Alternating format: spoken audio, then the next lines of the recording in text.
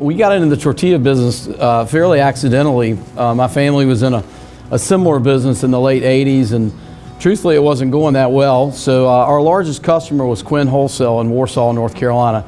Quinn was the large distributor of groceries to independent grocery stores, Piggly Wigglies, IGAs. And one day my dad was talking to IJ Quinn, and IJ said, "I'll tell you what you need to do, you need to sell tortillas. We're having to buy them from Dallas, Texas and ship them in frozen. If you could make tortillas, we'd be a customer." And that evening my dad called me and relayed that conversation to me, and I said, "Well, how are we supposed to make tortillas?" And he said, "Well, I don't know, I thought maybe you could figure that out." So I got up the next morning in 1991 and set out to figure out how to make tortillas. A gentleman in Houston, Texas, who was very successful in the tortilla business, allowed me to come out in the summer of 1991 and spend some time in his plant. After I sort of felt like I had a clue as to how to do that, I went to him and I said, "Well, that's great, but I don't have any equipment." I was able to buy a very small corn tortilla line from him.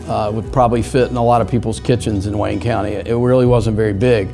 I'd say within 6 months that line was running 24 hours a day, 7 days a week. So of course I called the gentleman in Houston and said, "Hey, I want to come buy the other line." And unfortunately he had passed away, but I was able to work out a deal with his business partner, and we bought the other line and put it in. And that was when we moved to John Street. The first line we had actually put in a building in Grantham, North Carolina, that had been the Grantham Community Building for years.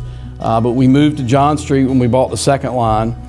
And that was 1992, 93 period. 1994 was when customers started saying, "Can you make flour tortillas?" So we started going down that road of how do we make flour tortillas. We found out it was much more complicated than making corn tortillas. The equipment was a lot more expensive. You had to formulate.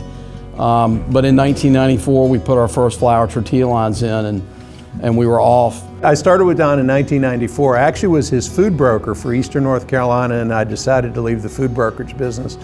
And Don needed a salesman to grow his brand nationally, and we took it to be the #2 brand nationally, and then he sold that product to Mission Foods. So in 1999, at that point, we had 5 fairly large production lines in, and people began to talk to us about acquiring us. So in 1999, we sold Barnes Foods to Mission Foods. Fast forward 2007, my wife and I started thinking maybe going back in the tortilla business would be a good idea. We got the band back together in 2007 and started back up the trail to grow his brand. So ALTA Foods has now been around for 12 years. We opened right back up in John Street, the same location we had been in when we sold it to Mission. And we stayed there until January of this year, 2019, when fortunately we were able to buy the old Nabisco distribution center on Industry Court, basically double our size, give us a lot more space for trucks and in and out. So we've been here for about 9 months so far, and it's great. We do most of the Mexican restaurants in the Carolinas. We also do Sheets, which is a new C-store group that's come into North Carolina. If you order a tortilla at Sheets in any of the 500 stores, you're going to get a product from ALTA Foods.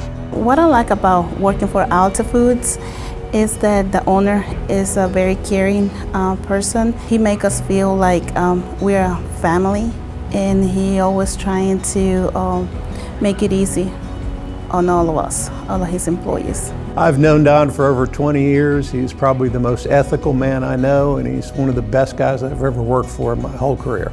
This county government that we have presently have shown themselves to be very pro-business and very interested in helping business expand and come in, and the city of Goldsboro has shown themselves as well to be very interested in helping businesses in any way they can.